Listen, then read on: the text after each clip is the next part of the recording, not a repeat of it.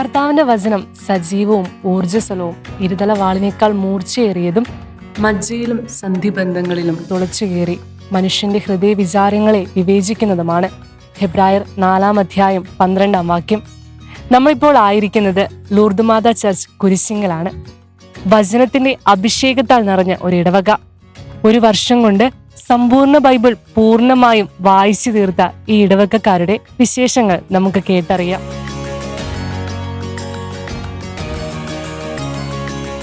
Lourdes മാതാ church കുരിശിങ്കലിലെ ഇടവക വികാരി father Biju തേങ്ങാപ്പുരക്കിലാണ് നമ്മോടൊപ്പം ഉള്ളത്. ചേച്ചി മിശിഹായ്ക്ക് സ്തുതിയായിരിക്കട്ടെ. ഒരു വർഷം കൊണ്ട് സമ്പൂർണ്ണ ബൈബിൾ വായിച്ചു തീർത്തിരിക്കുകയാണ് ഈ ഇടവകയിലെ മുഴുവൻ കുടുംബാംഗങ്ങളും. വളരെ മാതൃകാപരമായ സന്തോഷമുണർത്തുന്ന ഒപ്പം കൗതുകമുണർത്തുന്ന ഒരു കാര്യമാണത്. അപ്പോൾ എങ്ങനെയായിരുന്നു ഈ ഒരു വർഷം കൊണ്ട് ഈ ഇടവകയിലെ മുഴുവൻ ഇടവകാംഗങ്ങളും സമ്പൂർണ്ണ ബൈബിൾ വായിച്ചു തീർത്ത ആ ഒരു യാത്ര എങ്ങനെയായിരുന്നു?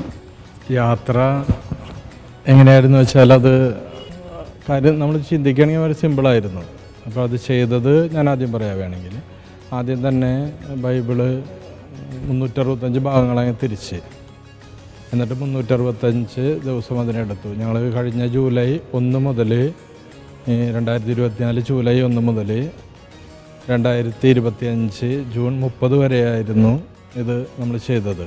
അപ്പോൾ അതങ്ങനെ തിരിച്ചിട്ട് ഓരോ ദിവസവും കലണ്ടർ തയ്യാറാക്കി. നമ്മളതിനു വേണ്ടി ഒരു കലണ്ടർ തയ്യാറാക്കിയിട്ട് ഓരോ ദിവസവും വായിക്കാനുള്ള വചനങ്ങൾ അവരെ വായിക്കാനായിട്ട്. അപ്പോൾ 2-3 മാസം അതിന് മുന്നിൽ ഒരു പ്രിപ്പറേഷൻ ഉണ്ടായിരുന്നു. അതിൻ്റെ ഓരോ കാര്യങ്ങൾ കുടുംബ വേണ്ടിയുള്ള അതിൻ്റെ ചർച്ചകൾ അപ്പോൾ ഉണ്ടായിരുന്നു. അപ്പോൾ അതെല്ലാം കഴിഞ്ഞ് നമ്മൾ ജൂലൈ 1 തീയതിയാണ് ഇത് ആരംഭിച്ചത്. അപ്പോൾ കോട്ടപ്പുറം രൂപത vicar general monsignor Rocky Robin കളത്തിലാണ് അന്ന് ഈ വചനവായന ഉദ്ഘാടനം ചെയ്തത്. അപ്പോൾ അന്ന് വായിച്ചു തുടങ്ങിയത് എല്ലാ കുടുംബങ്ങളും കുടുംബ പ്രാർത്ഥന കഴിഞ്ഞിട്ടോ അല്ലെങ്കിൽ സൗകര്യപ്രദമായ സമയത്തോ വീടുകളിൽ അത് വായിക്കുവാനാണ് നമ്മൾ പറഞ്ഞു കൊടുത്തത്. അതുകൂടാതെ ഓരോ കുടുംബവും എല്ലാ ദിവസവും പള്ളിയിലെ കുർബാനയ്ക്ക് തൊട്ട് മുമ്പ് കൊന്ത കഴിഞ്ഞിട്ട് അന്നത്തെ വചനഭാഗം ഏതാണെന്ന് വെച്ചാൽ അതിവിടെ വായിക്കും. 2-3 അധ്യായങ്ങളൊക്കെ ഉണ്ടാകും. ഒരു 15-20 മിനിറ്റ് വായന രീതിയിലാണ് നമ്മൾ ക്രമീകരിച്ചിരുന്നത്.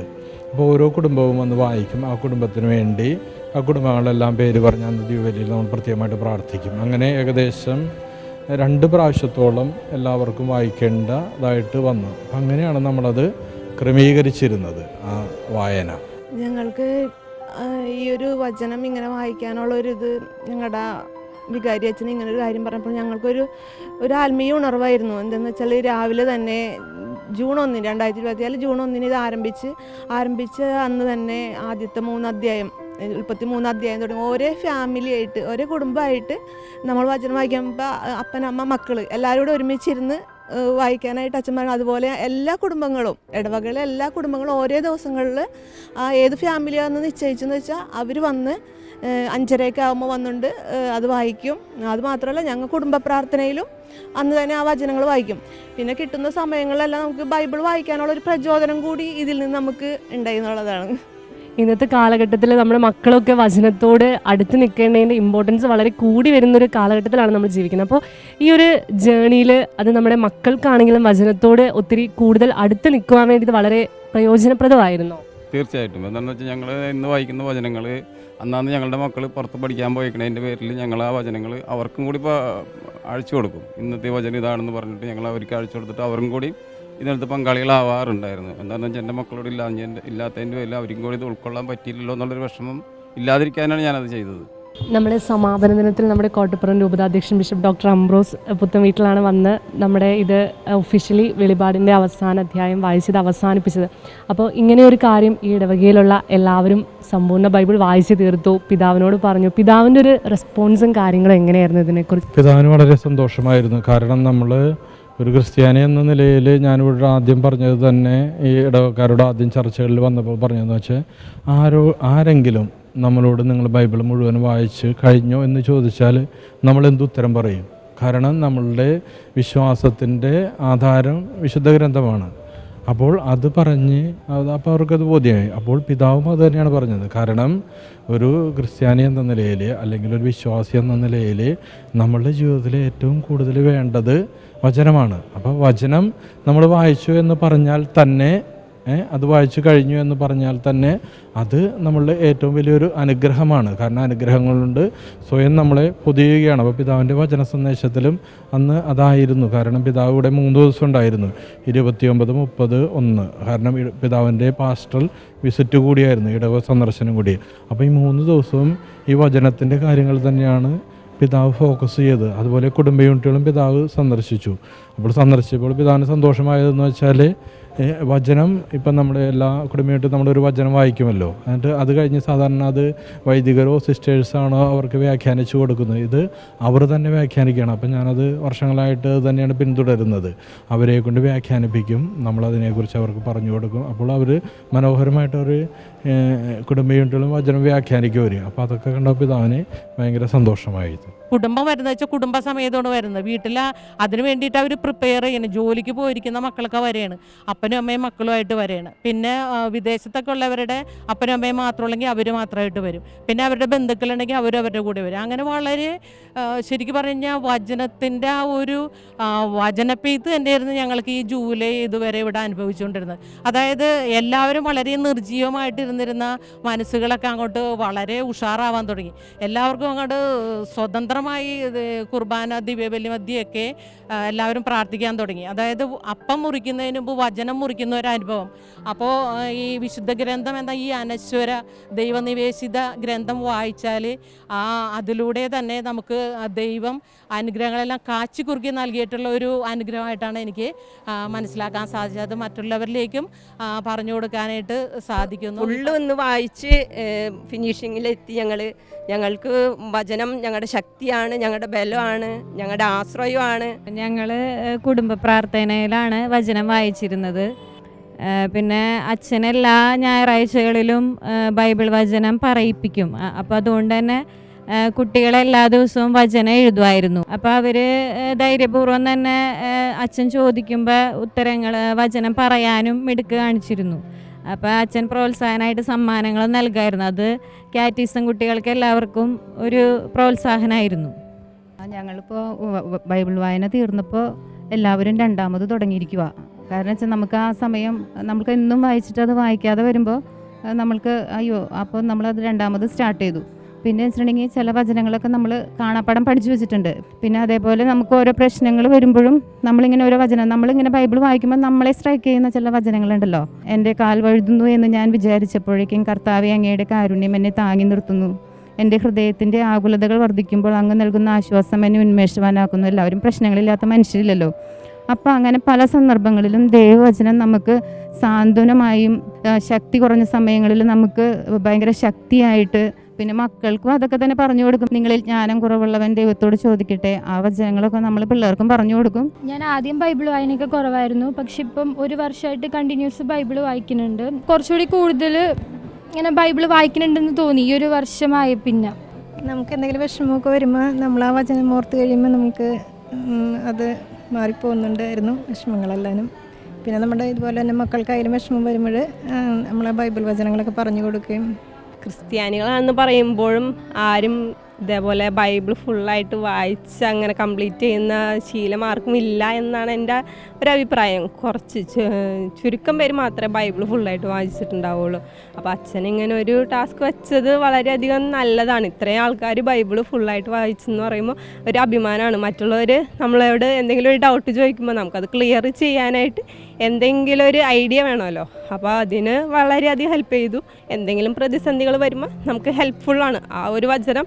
നമ്മൾ പെട്ടെന്ന് ഇങ്ങനെ പറഞ്ഞ് പ്രാർത്ഥിക്കുമ്പോൾ അത് നമ്മളെ ആ പ്രശ്നങ്ങളിൽ നിന്ന് ഡീവിയേറ്റ് ചെയ്യാണ്. ഒരു മെഡിറ്റേഷൻ പോലെയാണ്. നമുക്കൊരു പ്രാർത്ഥന ചെയ്യുമ്പോൾ ഒരു കോൺഫിഡൻസും കൂടിയാണ് അത് നമുക്ക് തന്നത്. എൻ്റെ ഏതെങ്കിലും വിഷമഘട്ടങ്ങളിലൊക്കെ ഞാൻ വചനം എടുത്തു വെച്ചും കൊണ്ട് വചനം തുറന്ന് അപ്പം കിട്ടണ വചനം, ആ വചനം വെച്ച് ഞാൻ ഡേറ്റ് എഴുതിയൊക്കെ പ്രാർത്ഥിച്ചിട്ട് ഒരുപാട് അനുഗ്രഹങ്ങൾ എനിക്ക് ഉണ്ടായി കിട്ടിയിട്ടുണ്ട്. പിന്നെ വചനം നമ്മൾ അറിയണില്ലെന്ന് മാത്രമേ ഉള്ളൂ. അപ്പോൾ വചനം തുറന്ന് ആ ഓരോ വചനങ്ങളും തുറന്ന് പ്രാർത്ഥിച്ചുകൊണ്ട് നമ്മ മുന്നോട്ട് പോവേണമെന്നുണ്ടെങ്കിൽ അതനുസരിച്ച് നമ്മൾക്ക് ജീവിതത്തിൽ മുന്നേറാൻ സാധിക്കും. തീർച്ചയായും ഞാൻ ഇവിടുത്തെ ഇടവക ജനങ്ങളോട് സംസാരിച്ചപ്പോൾ അവർക്ക് അവരുടെ ഇടയനെക്കുറിച്ച് വാദോരാതെയാണ് സംസാരിച്ചപ്പോൾ അച്ഛൻ വന്നിട്ട് 1 വർഷം തികയുന്നു, 1.5 വർഷം ആകുന്നു. അപ്പോൾ ഈ 1.5 വർഷത്തിനുള്ളിൽ വലിയൊരു നേട്ടമാണ് ഇവിടെ ഈ ഇടവക ജനത്തിന് ഉണ്ടായത്. കാരണം 1 വർഷം കൊണ്ട് ഇടവകയിലുള്ള എല്ലാവരും സമ്പൂർണ്ണ ബൈബിൾ വായിച്ചു തീർത്തു. അപ്പോൾ അച്ഛൻ തന്നെ അജഗണത്തിന് വേണ്ടി ഇത്രയും വലിയൊരു വചനത്തോട് അവരെ അടുപ്പിച്ച് നിർത്തി വചനത്തിൻ്റെ അഭിഷേകം ഈ ഇടവകയിൽ മൊത്തം നിറച്ചിരിക്കുകയാണ്. അപ്പോൾ അച്ഛനെ അതിനെ പ്രചോദിപ്പിച്ച അച്ഛൻ്റെ ഒരു സ്റ്റാർട്ടിങ് എന്തായിരുന്നു? ഇതിപ്പോൾ ഞാനിരിക്കുന്ന 2ാമത്തെ ഇടവകയിലാണ് ഇങ്ങനെ ചെയ്യുന്നത്. പിന്നെ മറ്റു 2 ഇടവകയിൽ എനിക്ക് കൊറോണ മറ്റ് പ്രശ്നങ്ങൾ കൊണ്ട് അത് തുടങ്ങാൻ പറ്റിയില്ല. അപ്പോഴേക്കും അവിടെ നിന്ന് മാറിപ്പോകേണ്ട ഒരു സാഹചര്യമൊക്കെ വന്നു, ട്രാൻസ്ഫർ ഉണ്ടായതുകൊണ്ട്. അപ്പോൾ ആദ്യത്തെ ഇടവകയിലും ഇത് തന്നെയായിരുന്നു. കാരണം ആദ്യം നമ്മളവരോട് ഇതിനെക്കുറിച്ച് സംസാരിക്കുമ്പോൾ ഇതെങ്ങനെ വായിച്ചു തീർക്കും, എന്താവും. അപ്പോൾ നമ്മൾ 2-3 മാസം ഇത് കുടുംബവേണ്ടിയിൽ ഞാൻ ചർച്ച ചെയ്യും. എന്നിട്ട് ഇപ്പം നമ്മുടെ കൂടെ അടുത്ത് നിൽക്കുന്നവർ എല്ലാത്തിനും നിൽക്കുന്ന അവർക്ക് സംശയമായിരിക്കും എല്ലാവരും ഇത് വായിക്കുമെന്ന്. അപ്പോൾ ഞാൻ പറയും, ഒരാൾ വായിച്ചാൽ മതി, ഒരു കുടുംബം വായിച്ചാൽ മതി, ഇത് സമ്പൂർണ്ണ വിജയമാണെന്ന് ഞാൻ പ്രഖ്യാപിക്കും, അത് മതി എനിക്ക് എന്ന് പറഞ്ഞു.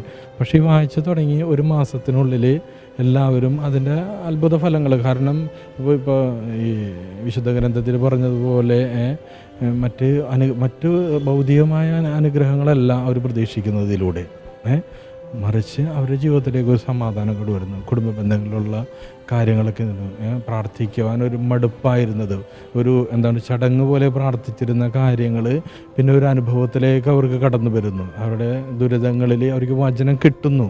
അപ്പോൾ ചിലരത് ഷെയർ ചെയ്തിട്ടുണ്ട്. ഇപ്പം എൻ്റെ ജീവിതത്തിൽ ഉണ്ടായിരുന്ന ഏറ്റവും വലിയ പ്രശ്നങ്ങളിൽ ഈ ഒരു വചനം എന്നിലേക്ക് നിരന്തരം കടന്നു വരികയാണ്.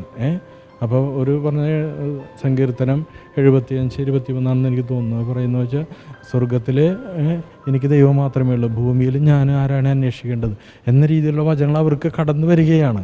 അപ്പോൾ ആ രീതിയിൽ അവരുടെ ജീവിതം, പലരുടെയും ജീവിതം ഒരു സമാധാനത്തിലേക്ക് കാരണം കർത്താവ് അതാണല്ലോ നമ്മൾക്ക് പറയുന്നത്, എൻ്റെ സമാധാനം നിങ്ങൾക്ക് ഞാൻ തന്നിട്ട് പോകുന്നു. അപ്പോൾ ഈ വചനം വായന തുടങ്ങിയപ്പോൾ ഈ തുടങ്ങാനുള്ള കാരണം അത് തന്നെയാണ്. കാരണം വൈദികനായ സമയം മുതൽ എൻ്റെ ഒരു ആഗ്രഹമായിരുന്നു അത്.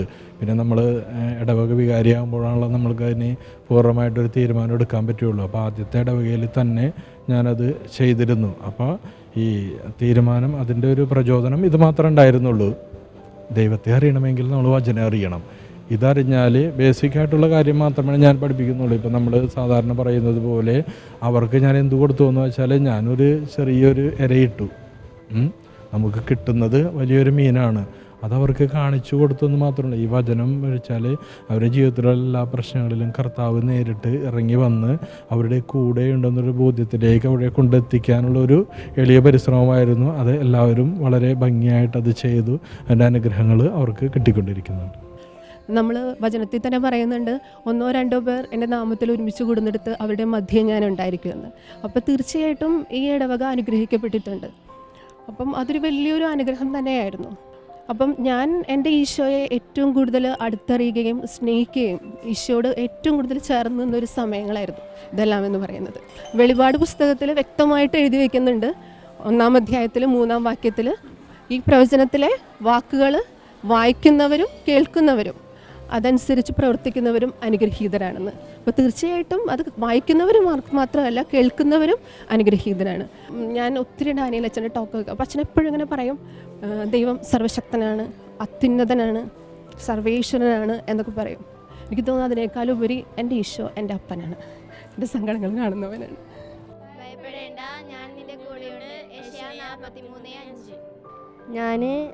ഞങ്ങളുടെ അച്ഛൻ മുന്നോട്ട് വെച്ച ഈ ഒരു ബൈബിൾ പാരായണത്തിലൂടെ ഞങ്ങൾ ബൈബിളിനെ കുറിച്ച് കൂടുതൽ അറിയാനും എങ്ങനെയാണ് ബൈബിൾ വായിക്കേണ്ടതെന്നും അതോടൊപ്പം നമ്മളെങ്ങനെയാണ് ഓരോരുത്തരോട് പെരുമാറേണ്ടതെന്നും ബൈബിളിലൂടെ നമുക്ക് മനസ്സിലാക്കാൻ പറ്റി. പിന്നെ ബൈബിളിലൂടെ യാത്ര ചെയ്തപ്പോൾ വളരെയധികം ദൈവത്തോട് കൂടുതൽ അടുക്കാനായിട്ട് എനിക്ക് സാധിച്ചു.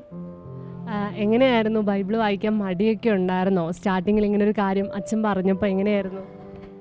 പണ്ട് വായിക്കാൻ ഭയങ്കര മടിയായിരുന്നു. കുടുംബ പ്രാർത്ഥനയിലൊക്കെ ബൈബിൾ വായിക്കുമ്പോൾ ഞാൻ അവിടെ നിന്ന് നൈസായിട്ട് മുങ്ങും വായിക്കാതിരിക്കാൻ വേണ്ടി.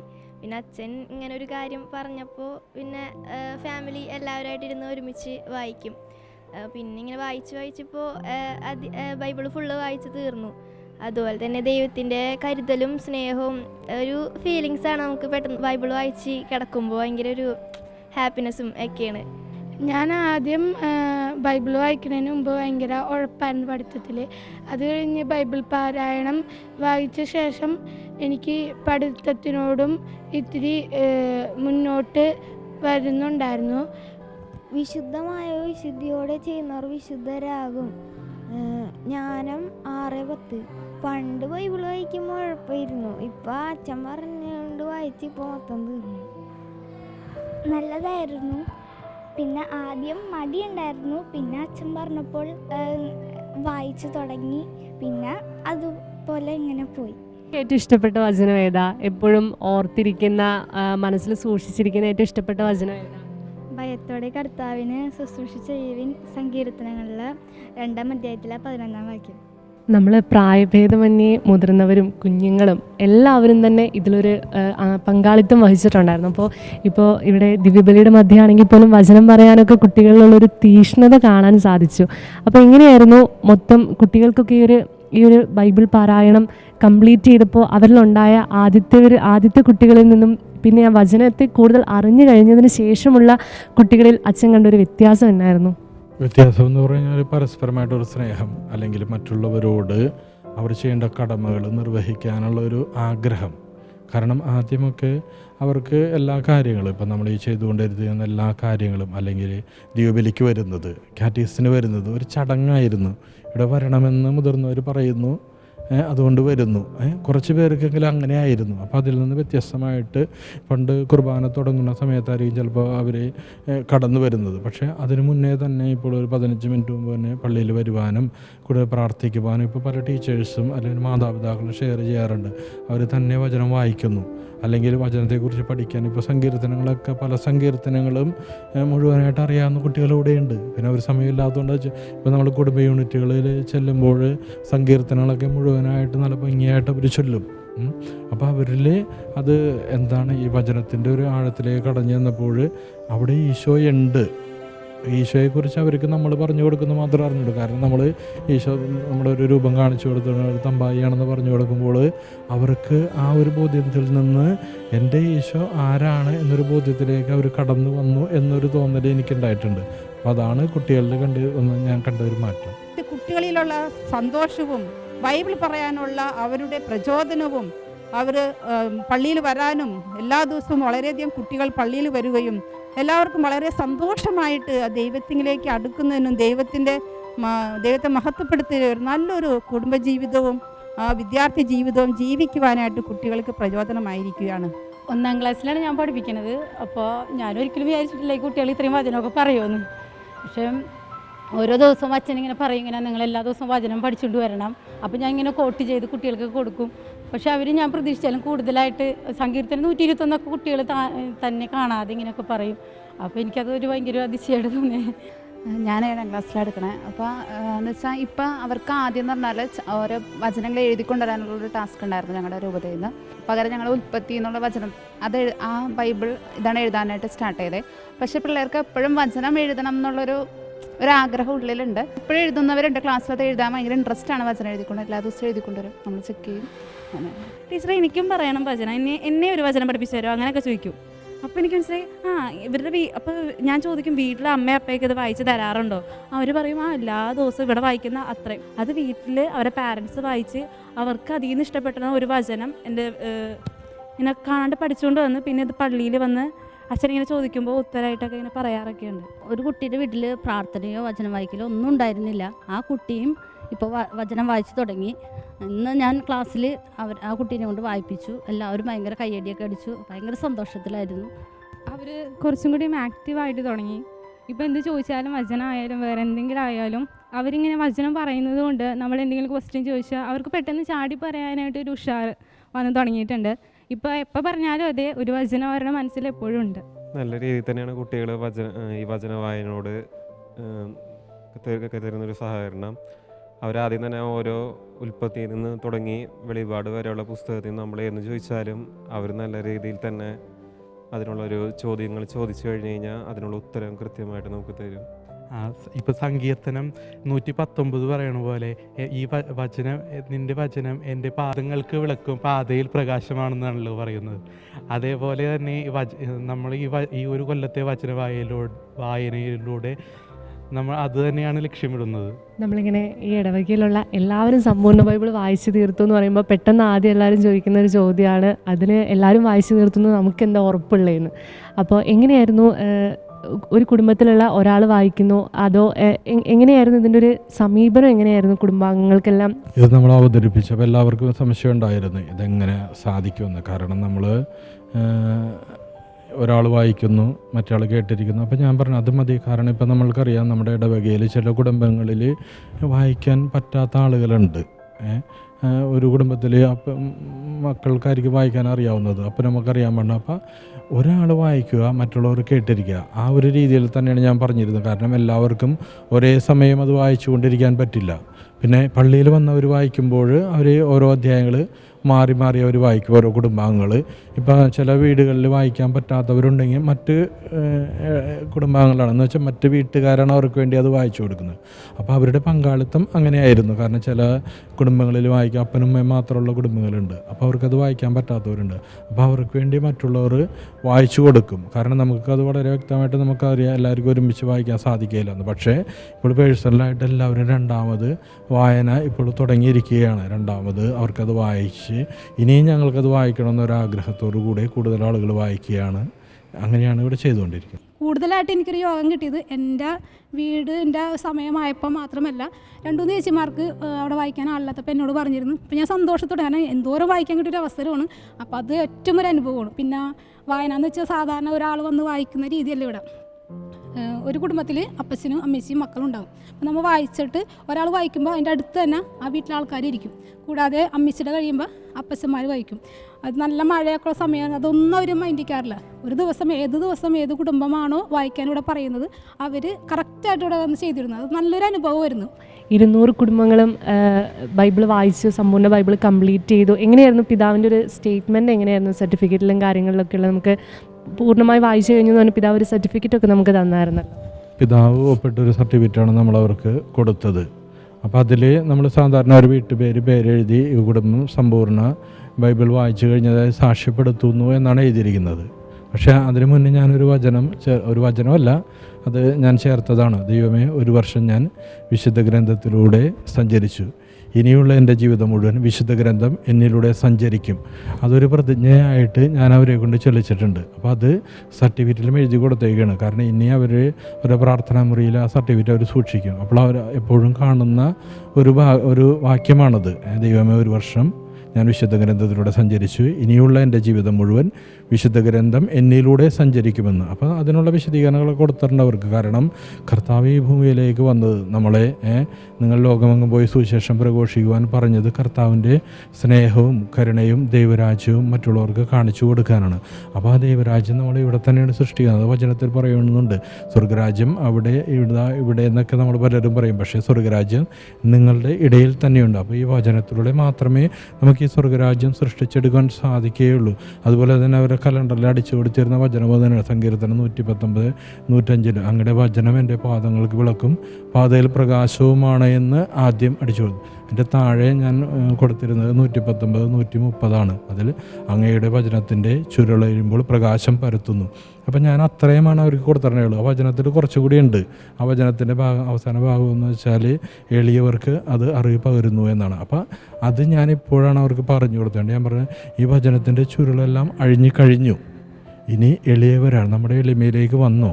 ഈ വചനം വായിച്ചിട്ട് പരിശുദ്ധമ്മ വചനം സ്വീകരിച്ചപ്പോൾ അവൾ പിന്നെ വലിയ പ്രൗഢയായിട്ടല്ല ഇരുന്നത്. കാരണം അവൾക്ക് രാജാതിരാജനാണ് തൻ്റെ ഉള്ളിലേക്ക് കടന്നു വന്നത്. അപ്പോൾ പരിശുദ്ധമായി അഹങ്കരിക്കാമായിരുന്നു. അവൾക്ക് രാജപദവിയോ അല്ലെങ്കിൽ രാജകുമാരിയായിട്ടൊക്കെ വേണമെങ്കിൽ എന്നെ കണക്കാണെന്ന് വിചാരിക്കും. പക്ഷേ അവൾ തിടുക്കത്തിൽ എഴുന്നേറ്റ് യാത്ര പുറപ്പെട്ടു എന്നാണ് പറഞ്ഞത്. അത് എലിസബത്തിനെ സന്ദർശിക്കാൻ, അവളെ ശുശ്രൂഷിക്കാൻ, പരിചരിക്കാൻ, അത് ദീർഘമായ ക്ലേശകരമായ ഒരു യാത്രയാണ് അവൾ തിരഞ്ഞത്. അപ്പോൾ ഈ വചനം നമ്മളെ എളിയവരാക്കണം. അത് നമുക്ക് അറിവ് നൽകണം. നിങ്ങൾ അറിവുള്ളവരായിരിക്കാം, നിങ്ങളുടെ ഡോക്ടർമാരുണ്ട്, എൻജിനീയർമാരുണ്ട്, PGക്കാരുണ്ട്. പക്ഷേ ആ അറിവല്ല, യഥാർത്ഥ ജ്ഞാനത്തിലേക്ക് കടന്നു വന്ന് നമ്മൾ ആ എളിമയിലേക്ക് വന്ന് പരിശുദ്ധ അമ്മയെ പോലെ ദൈവത്തിൻ്റെ നല്ല മക്കളായി തീരുവാനുള്ളൊരു കൃപ നമുക്ക് വേണം എന്നൊരു ബോധ്യത്തിലേക്ക് നിങ്ങൾ ഇനി വരണം. എന്നിട്ട് രണ്ടാമത്തെ ഭാഗം ഞാൻ ഇപ്പോഴാണ് അവർക്ക് അത് പറഞ്ഞു കൊടുത്തോളൂ. അപ്പോൾ അങ്ങനെയുള്ള എളിമയിലേക്ക്, ആ നന്മയിലേക്ക് കൊണ്ടുവരുവാനായിട്ടുള്ളൊരു പരിശ്രമമായിരുന്നു. സെഫാനിയ 3:17 നിന്റെ ദൈവമായ കർത്താവ് വിജയം നൽകുന്ന യോദ്ധാവ് നിന്റെ മധ്യമുണ്ട്. നമ്മുടെ 12ാം ക്ലാസ്സിലെ കൂട്ടുകാരാണ് നമ്മോടൊപ്പം ഉള്ളത്. ഇവരും ഉണ്ടായിരുന്നു ആ സമ്പൂർണ്ണ ബൈബിൾ പാരായണത്തിൻ്റെ ജേണിയിൽ. നമുക്ക് ഇവരോട് തന്നെ ചോദിച്ചറിയാം, സമ്പൂർണ്ണ ബൈബിൾ വായിച്ചു തീർത്തപ്പോൾ, വചനത്തിലൂടെ കടന്നു പോയപ്പോൾ എന്തായിരുന്നു നിങ്ങളുടെ ജീവിതത്തിൽ അനുഭവപ്പെട്ട ഒരു ആത്മീയ നിറവ്, അല്ലെങ്കിൽ എന്നായിരുന്നു നിങ്ങളുടെ എക്സ്പീരിയൻസ് വചനം വായിച്ചപ്പോൾ? വചനം വായിച്ചപ്പോൾ ദൈവത്തെ കൂടുതൽ അറിയാനൊക്കെ കഴിഞ്ഞു. എക്സ്പീരിയൻസ് പറഞ്ഞു കഴിഞ്ഞാൽ ഒരു പോസിറ്റീവായിട്ടുള്ള എനർജി ആയിരുന്നു. പഠന കാര്യങ്ങളിലായാലും മറ്റു കാര്യങ്ങളിലായാലും നമുക്ക് കുറച്ചും കൂടി സപ്പോർട്ട് കിട്ടിയ പോലെ തോന്നി. ഇപ്പോൾ പഠന കാര്യത്തിലായാലും എനിക്ക് എക്സാമൊക്കെ ആയിരുന്നു, 10th ബോർഡ് ഇപ്പോൾ കഴിഞ്ഞുള്ളൂ. അപ്പോൾ അതിനൊക്കെ കൂടുതൽ ഇങ്ങനെ ഹെൽപ്ഫുള്ളായിരുന്നു. ആദ്യം അതുണ്ടായിരുന്നു, പിന്നെ വായിച്ച് കുഴപ്പമുണ്ടായിരുന്നില്ല. എല്ലാവരും ഒന്നിച്ച് വായിച്ച് നല്ല രസമുണ്ടായിരുന്നു. പക്ഷെ നമ്മുടെ ഇന്നത്തെ കാലഘട്ടത്തിൽ യുവജനങ്ങളൊക്കെ വചനത്തോട് ചേർന്ന് നിൽക്കാൻ വളരെയേറെ പ്രതിസന്ധികളുള്ളൊരു കാലഘട്ടത്തിലാണ് നമ്മൾ ജീവിക്കുന്നത്. വചനത്തിന് വേണ്ടി സ്പെൻഡ് ചെയ്യാൻ, വചനം വായിക്കാൻ ഒത്തിരിയേറെ അലസതയുള്ളൊരു തലമുറയെ തന്നെയാണ് നമുക്ക് കാണാൻ സാധിക്കുന്നത്. അപ്പോൾ നമ്മുടെ ഈ ഇടവകയിലുള്ള യുവജനങ്ങളുടെയൊക്കെ ഒരു പങ്കാളിത്തം എങ്ങനെയായിരുന്നു? അവർ വചനം വായിക്കാനും, ഇപ്പോൾ കുടുംബം ഒന്നിച്ച് വന്ന് വായിക്കുന്നു, അതിലൊക്കെ ആണെങ്കിലും അവരുടെ ഒരു പാർട്ടിസിപ്പേഷനും കാര്യങ്ങളൊക്കെ എങ്ങനെയായിരുന്നു? വളരെ നല്ല രീതിയിൽ തന്നെ ഉണ്ടായിരുന്നു. കാരണം പല വീടുകളിലും നമുക്കറിയാം, മാതാപിതാക്കൾ വായിക്കാൻ ഇത്ര മടിയായിരിക്കാം, അല്ലെങ്കിൽ അവർ തെറ്റിപ്പോകുന്നൊരു ചിന്തയൊക്കെ ഉണ്ടാകാം. അപ്പം മിക്ക വീടുകളിലും വായിച്ചത് കൂടുതൽ യുവജനങ്ങൾ തന്നെയായിരുന്നു. പള്ളിയിൽ വന്ന് വായിക്കുമ്പോൾ അവർ യുവജനങ്ങൾ തന്നെയാണ് കൂടുതലായിട്ട് വന്ന് വായിക്കുന്നത്. അതിൽ ജോലിക്കാരുണ്ട്, മറ്റ് രീതിയിൽ ജോലി ചെയ്യുന്നവരൊക്കെ ഉണ്ട്. എങ്കിലും അവർക്ക് അതിനൊരു മടിയുണ്ടായില്ല. കാരണം അവരുടെ ജീവിതത്തിലൂടെ ഒരു വചനം കടന്നു പോയപ്പോൾ, കാരണം ആദ്യം ഞാൻ നേരത്തെ സൂചിപ്പിച്ചതുപോലെ എല്ലാവർക്കും ഒരു സംശയമായിരുന്നു. അപ്പോൾ യുവജനങ്ങൾക്ക് അതിലൊരു താല്പര്യം ആദ്യം ഉണ്ടായിരിക്കില്ലല്ലോ. പക്ഷേ അത് കഴിഞ്ഞപ്പോൾ അവരെല്ലാം വളരെ ഇതായിട്ട് അവർ ഇപ്പോൾ മാതാപിതാക്കളാണ് വായിക്കണമെങ്കിൽ അവർ സൈഡിലിരിക്കും, അല്ലെങ്കിൽ അവർ വായിക്കും. ആ രീതിയിൽ തന്നെയാണ് യുവജനങ്ങളുടെ ഒരു നല്ല പങ്കാളിത്തം തന്നെ ഇതിലുണ്ടായിരുന്നു. കർത്താവ് എൻ്റെ പ്രകാശവും രക്ഷയുമാണ്, ഞാൻ ആരെ ഭയപ്പെടണം. കർത്താവ് എൻ്റെ ജീവിതത്തിന് കോട്ടയാണ്, ഞാൻ ആരെ പേടിക്കണം. സങ്കീർത്തനം 27:1. ആദ്യമൊക്കെ ഞങ്ങൾ ബൈബിൾ വായിക്കുന്ന അവിടെ നിന്നൊക്കെ ആയിരുന്നു. അത് കഴിഞ്ഞ് ഇപ്പോൾ ഒരു വർഷം കലണ്ടറൊക്കെ വെച്ച് സ്റ്റാർട്ട് ചെയ്തപ്പോൾ തുടർച്ചയായി ഇങ്ങനെ വായിക്കാൻ തുടങ്ങിയപ്പോൾ നമുക്ക് ദൈവം നമ്മുടെ കൂടെ ഉള്ള പോലത്തെ ഒരു അനുഭവമാണ്. പല പ്രതിസന്ധി ഘട്ടങ്ങൾ വരുമ്പോൾ, വിഷമസന്ധികൾ വരുമ്പോൾ ഓരോ വചനങ്ങളിൽ നിന്ന് നമുക്ക് ഉത്തരം ലഭിക്കുന്നതായിട്ട് തോന്നാറുണ്ട്. ചിലപ്പോൾ എവിടെ നിന്നെങ്കിലും വായിച്ചൊരു വചനഭാഗം ഒരിക്കും എന്തെങ്കിലും വിഷമം വന്നിരിക്കുമ്പോൾ ഓർമ്മ വരുന്നത്. അപ്പോൾ ദൈവം നമ്മുടെ കൂടെ ഉള്ളൊരനുഭവം പോലെ തോന്നാറുണ്ട്. വീടുകളിൽ വചനം കോമൺ ആയിട്ട് കുടുംബ പ്രാർത്ഥനയുടെ സമയത്തൊക്കെ വായിക്കുമ്പോൾ അവരത് കേട്ട് പഠിക്കുന്നുണ്ടാവുമല്ലോ. അപ്പം അങ്ങനെ അവർക്ക് ഓർമ്മയുണ്ടാവും ആ വചനങ്ങളൊക്കെ. വീട്ടിൽ മോൾക്ക് ഭയങ്കര ഇൻട്രസ്റ്റ് ആണ് വചനം പഠിക്കാനൊക്കെ. അപ്പോൾ അവൾ ഭയങ്കര കുറച്ചുകൂടി ഇൻട്രസ്റ്റ് ആയി. ഇപ്പം സൺഡേ ഒക്കെ അച്ഛൻ ചോദിക്കുമ്പോൾ ഒക്കെ വചനം പറയാനായിട്ടൊക്കെ ഉള്ള താല്പര്യം. എല്ലാ ഇടവകയിലും ഇത് പ്രാക്ടീസ് ആക്കണം എന്നാണ് പറയാനുള്ളത്. അപ്പോൾ കുട്ടികൾ ചെറുപ്പം മുതൽ അവർക്ക് ആ ഒരു ശീലം ഉണ്ടാക്കിയെടുക്കാനായിട്ട് ഇത് വളരെയധികം പ്രയോജനപ്പെടും. വചനം വായിക്കുമ്പോൾ ആ ഒരു അനുഭവം ദൈവാനുഭവത്തിലോട്ട് നമുക്ക് കൂടുതൽ വളരാനായിട്ട് സാധിക്കും. വിശ്വാസം വർദ്ധിക്കും, കൂടുതലായിട്ട് ദൈവത്തിലോട്ട് അടുക്കാൻ കഴിയും. കുറേ പ്രയാസങ്ങളും സങ്കടങ്ങളൊക്കെ മാറും. അപ്പോൾ പുതിയ തലമുറയിലോട്ട് പറയാനുള്ളത്, പലപ്പോഴും നമ്മളൊക്കെ പല പ്രതിസന്ധികളിലൂടെ കടന്നു പോകും. ചിലപ്പോൾ പല പ്രശ്നങ്ങൾ വരും ജീവിതത്തിൽ. അതിലൊക്കെ ഒരു ഉത്തരം ബൈബിളിലുണ്ട്, നമ്മൾ കണ്ടുപിടിച്ചാൽ മതി വായിച്ച്. മാർക്കോസ് 4:39 കാറ്റുകാട്ടിൽ അടങ്ങുക, ശാന്തനാവുക എന്നുള്ള വചനമാണ് ഞാനിപ്പോഴും ഫോളോ ചെയ്ത് പോകുന്നത്. ക്ഷമിക്കാൻ പഠിച്ചു, കൂടുതലായിട്ട് ക്ഷമ കുറവായിരുന്നു, ക്ഷമിക്കാനായിട്ട് പഠിച്ചു. ഞാൻ വായിച്ചതിൽ ഏറ്റവും കൂടുതൽ എനിക്ക് തോന്നിയത് ഈ വചനമാണ്. കർത്താവാൻ്റെ എനിക്കൊന്നും കുറവുണ്ടാകുകയില്ല. വചനം വായിച്ചതിലൂടെ ദൈവത്തിൽ കൂടുതൽ അറിയുവാനും അതോടൊപ്പം തന്നെ എല്ലാ കാര്യങ്ങളും മനസ്സിലാക്കുവാനും വീട്ടിലെ കാര്യങ്ങളായാലും അറിഞ്ഞ് ചെയ്യുവാനും പറ്റുന്നുണ്ട്.